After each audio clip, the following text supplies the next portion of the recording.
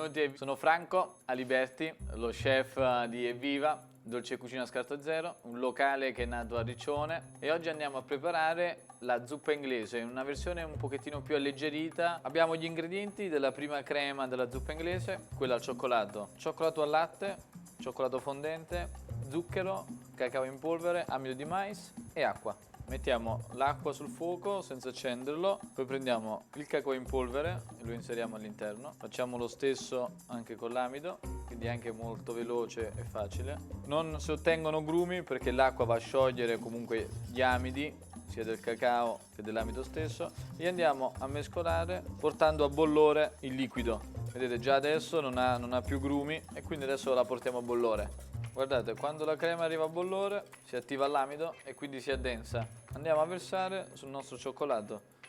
Quindi versiamo una parte e andiamo a mescolare col cioccolato in modo che il cioccolato si sciolga. Andiamo a sciogliere completamente il cioccolato, mettiamo la restante crema, in questo modo andiamo a creare una bella emulsione. E andiamo a versare su una placca in modo da raffreddarla uniformemente. Andiamo ad appiattire, in questo modo si raffredda in modo più uniforme. Pellicola a contatto, così non crea quella pellicina e non ci dà fastidio, e la mettiamo in frigo da raffreddare. Gli ingredienti per la crema sono bacca di vaniglia, farina 00, sale, tuorli d'uovo, zucchero, panna, acqua e latte. Abbiamo la nostra bacca di vaniglia, la andiamo a tagliare nella sua metà, in questo caso ne utilizzeremo circa la metà. Apriamo le due metà che abbiamo tagliato, quindi andiamo a staccare completamente i semini che ci sono all'interno e andiamo ad inserirli all'interno della nostra pastella. Quindi la lasciamo cadere direttamente nello zucchero e procediamo poi con la crema. Mettiamo all'interno di un pentolino i liquidi, quindi in questo caso latte, acqua e panna. Accendiamo il fuoco molto lentamente e iniziamo a scaldare i liquidi. Da parte cosa facciamo? Prendiamo lo zucchero con la bacca di vaniglia che abbiamo già preparato prima, inseriamo la farina e il sale. In questo modo cosa succede? Lo zucchero aiuta a schiacciare i grumi della farina e quindi iniziamo ad eliminare quello che potrebbe essere un inizio di grumi. Poi prendiamo i nostri tuorli e li uniamo alle polveri, creando una pastella. Facciamo prima una metà, in questo modo riusciamo a schiacciare bene tutti i grumi, e poi andiamo ad inserire l'altra metà. Quindi vedete, abbiamo già ottenuto una bellissima pastella liscia, molto omogenea e priva di grumi. A questo punto prendiamo il nostro liquido che ormai sarà caldo e andiamo a stemperare la pastella. Ne aggiungiamo una piccola parte in modo che inizi ad sciogliere gli elementi che ci sono all'interno. Vedete? La pastella è bella liscia. Inseriamo all'interno della nostra pentola. Mi raccomando, girate all'inizio perché il liquido potrebbe toccare il fondo e bruciare. A questo punto possiamo anche fermarci, pulire bene il nostro contenitore e inserire tutto il resto.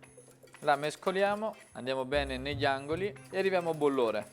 Abbiamo fatto bollire per circa 1-2 minuti, quindi vedete la densità è aumentata. A questo punto cosa facciamo? La versiamo su un vassoio come quello al cioccolato in modo da raffreddarla velocemente. Questa qui, mi raccomando, pulite subito il fondo della pentola perché è dove si attacca prima. Andiamo a versarla sul nostro vassoio, andiamo a stendere anche questa, vedete com'è bella liscia, pellicola a contatto, e la facciamo raffreddare. Adesso procediamo con il pan di Spagna, quindi bacca di vaniglia, fecola, farina 00 caputo, zucchero, miele, tuorli, buccia di limone e uova intere. Cosa facciamo? Ha un'unica montata, quindi uova, tuorli, zucchero, miele e bacca di vaniglia.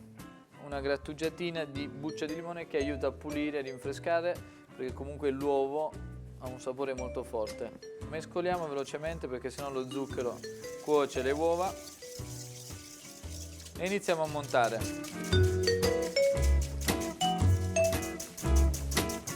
La montata è terminata, non montate troppo perché abbiamo bisogno di incorporare comunque ancora altra aria.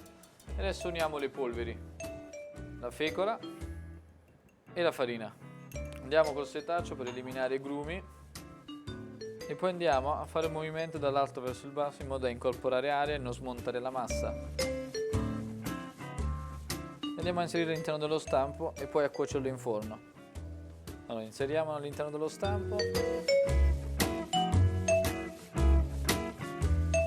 Mi raccomando, non riempitelo troppo perché comunque dopo lievita.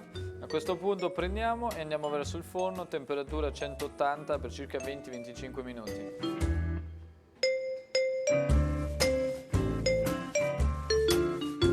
Il pan di Spagna è cotto, lo facciamo raffreddare e poi andiamo a creare degli strati che utilizzeremo all'interno del bicchiere o comunque della monoporzione che andiamo a creare. Ne facciamo 3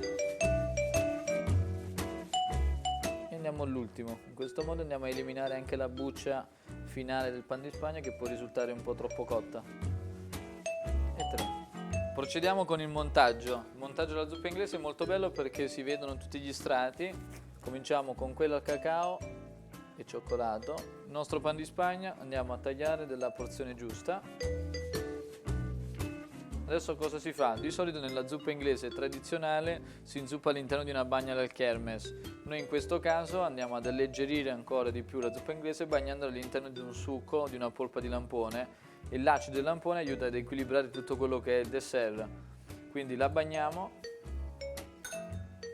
facciamo i 2 lati, scoliamo per bene e andiamo ad adagiare il primo strato all'interno del nostro bicchierino, andando a schiacciare la crema al cacao. Procediamo poi invece con la crema alla vaniglia. Quindi andiamo a creare questa sorta di colori.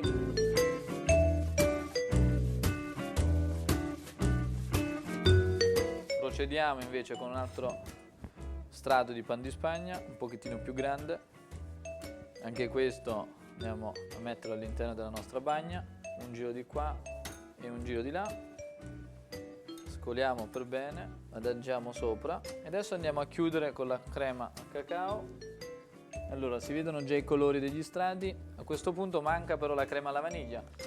Andiamo a completare con l'ultimo strato, la crema alla vaniglia, possiamo decidere di farla tonda o di fare piccoli spuntoni, così andiamo a creare anche una decorazione finale. Andiamo a fare tutto il contorno e poi andiamo a chiudere completamente.